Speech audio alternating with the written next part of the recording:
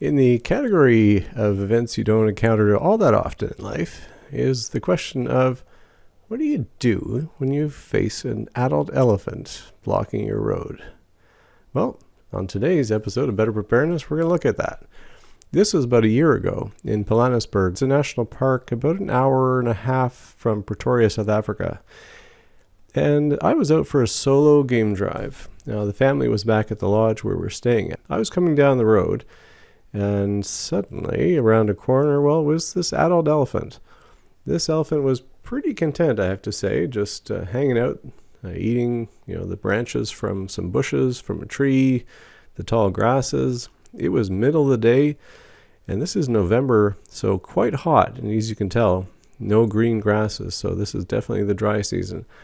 And this elephant was kind of enjoying, chomping away, but also enjoying the shade of that tree, and was not really in a hurry to go anywhere, to be honest. With the dash cam footage, it's kind of hard to tell the distance, but I'm actually probably about 10-15 meters away right now, and I'm kind of gauging when it could be safe to go. Ideally, I'd like this elephant to be about 10 or 20 meters off the road, even better, facing away, but this elephant was pretty content just to sit only about 2 meters off the road, and it was occasionally churning towards the road or churning a little bit away. But for me, for one, I wasn't really in a big rush. I was there to see the elephant. I did want to get to another part of the Pilanesberg Reserve. So I was trying to get past this elephant.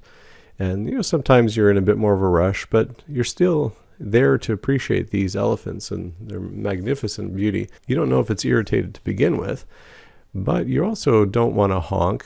That's not really respectful for wildlife and other users and game drivers in the park. And, you don't want to rev your engine either. You just don't want to agitate the elephant. And it's pretty rare that you would have an elephant charge and ram, for example, a vehicle. But they do happen, and you want to make sure that you're not the one to be part of that. So this elephant was just kind of, hanging out. And I decided, I think I'm just going to wait and see if this elephant moves away. But as you can see, it's enjoying the shade. And now it's moved over to just eating some of the grass. So probably was fairly safe to go at this point, especially with the elephant turned away from the road. And I could probably have gotten through there. But I just decided to kind of play it safe, to be honest. And you're constantly reading the elephant's body language and what it's doing with its ears. Although when it's flapping its ears, it can also be cooling itself. But this elephant was just kind of hanging out there. And so I decided to just roll back a bit and see what it was going to do. And I think sometimes I would have probably just overtaken it, but I decided to play it safe. And when you're in a situation like this, you always want to be knowing what's around you, left and right, and behind you as well. Are there any cars behind you? Are there any elephants? Now, this appeared to be a lone elephant, probably a male, because the females don't usually hang out on their own. But this male elephant, I'm assuming, you just never know for sure if they're agitated or not, but you need to know what's behind you. Do you have space to quickly back up if you ever had to? Because it's one thing if you're needing to take a bit of evasive action, but if there's a car behind you, you can't really back up as much as you'd like to. So I was watching my mirrors and also making sure there weren't any other elephants coming left or right or from behind. Now, having another vehicle and seeing how the elephant reacts is kind of a useful thing. Now, this white Toyota arrived from ahead of me, and you can see they're kind of sitting there gauging, because that person's also not too keen on the fact that the elephant is facing the road. And so you're waiting to see a little bit, okay, they're going through a bit of the same decision process as me. And again, it's a bit of risk tolerance. Where do you feel the risk is in terms of that elephant? But the vehicle kind of decides, I think it's fairly safe.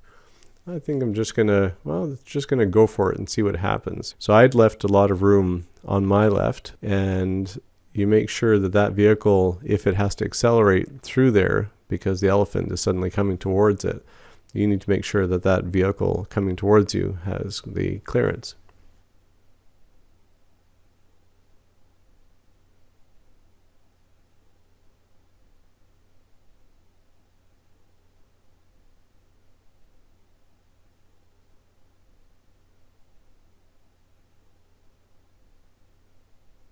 In South Africa, you drive on the left side of the road. I left that vehicle a fair bit of space, but I was parked on the other side of the road. But I just made it sure that that vehicle had a pretty good clearance. So after having seen that white Toyota go by and the elephant not reacting, so that was a good sign for me. Again, I'm having to go uphill, and I'm having to get by the elephant. And this elephant is facing the road still. So I have to admit, I'd like the elephant to have been facing away at this point, or 10, 20 meters away. But I kind of just decided, okay, well, it doesn't seem very agitated, which is good. And it let that other vehicle go by without problem. So I figured, well, you know what? It's probably safe enough for me to go. But you always have to be mindful that every elephant overtaking scenario is different, and the mood can change, the actions and sort of body language of the driver's vehicle in terms of what the elephant does. Now, see, the elephant takes a step back, and for me, I kind of viewed that as it was not an agitated elephant and was probably pretty good. So there we go, driving past the elephant. But you have this on a very, very regular basis when you're in some of these reserves. And always, as the driver, you may want to take photos and things, but you have to be responsible for sort of managing how the vehicle gets around and gets by animals. And some of these animals can be very fast running. If you're dealing, say, with a springbok or an impala, those can approach a roadway pretty quickly. And, well, here comes the next vehicle to go by that elephant, and they'll probably go through a similar decision process. And just making sure you make it through safely. Well, I hope you enjoyed this video. It's an interesting scenario when you're dealing with these elephant crossings and encounters with animals. And the important thing is being aware, being in control of your vehicle, and hopefully having a good, well kitted out vehicle. I'll put a link to my Safari Success video that I did, and yeah, hopefully one day you get to have this encounter and it goes safely, just like this one did. Thanks for watching Better Preparedness. Click that subscribe button if you enjoyed it. Click the like button and leave a comment below. What kinds of animal encounters do you find are sketchy in your country? It could be a moose in Canada. It could be a kangaroo in Australia. Who knows? Sometimes even just a common cow crossing the road can be a danger. All right. Thanks a lot. Take care. Keep safe and get out there and adventure.